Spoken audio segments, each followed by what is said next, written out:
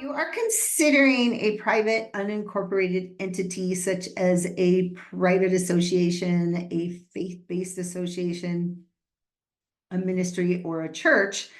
You may have questions about zoning, and this is a good line of questioning. There are different opinions about how we should look at zoning, how we should respond to people wanting to inspect or the laws and the statutes about zoning. So in this video, we are going to cover zoning and a little bit about inspections from public officials and authorities by local agencies.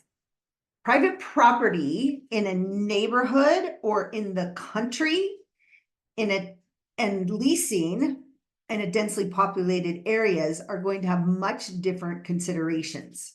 So a good general rule is always question authority. We don't do it enough. We've seen what the outcome of that is. We do need to ask questions, and there's nothing wrong with asking questions. So find out the regulations in your area. Do they apply only to corporations? Do they apply to residential? Do they apply to proprietor? Do they apply to homes where businesses are being run out of business? Do they apply to your case? Do they make sense? For example, if you are thinking you're going to have a 200 people meeting or event, this is going to cause increased traffic on the area roadways, not just on your property.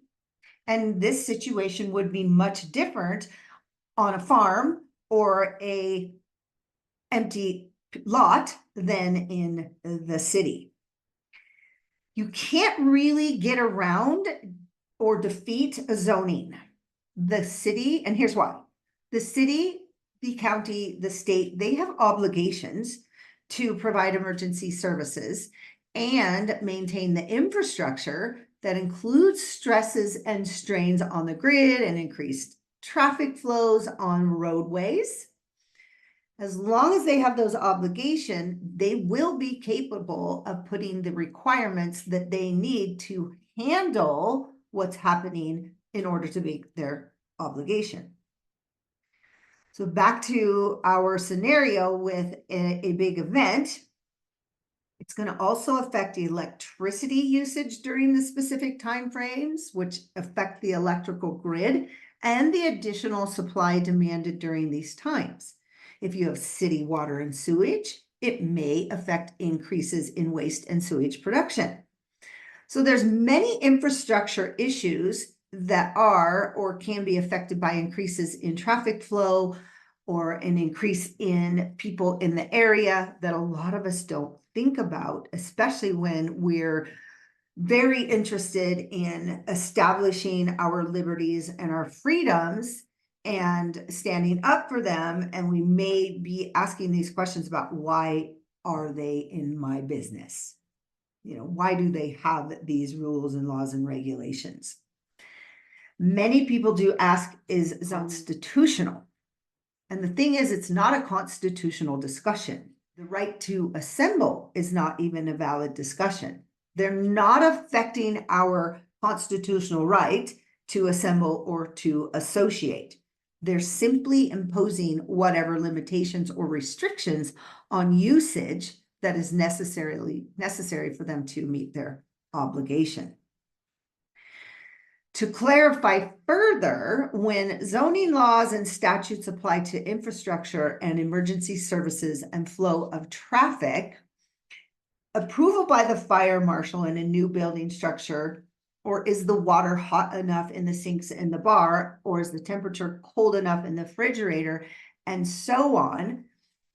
We can't get around those services, nor would we really want to. We want the fire marshal to check our building for safety if it's a new building or if you're moving in, and sign off on that.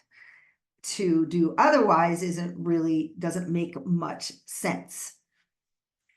However, if zoning or these inspections are used unlawfully or outside of the actual zoning jurisdiction, such as you need to wear a mask, or they're wanting to check your list of who's a member. They're hassling your members as they're coming into your private ministry, then that is a different story. That is infringing upon our private rights, our right to assemble. We are well within our rights at that point to question proposed regulation by such and such agency that may be trying to overstep their bounds.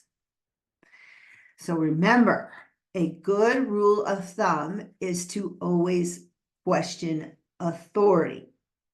Any regulation must still be within the limits of the authority that they have been granted, even if we must remind them that their authority is limited only to what has been granted.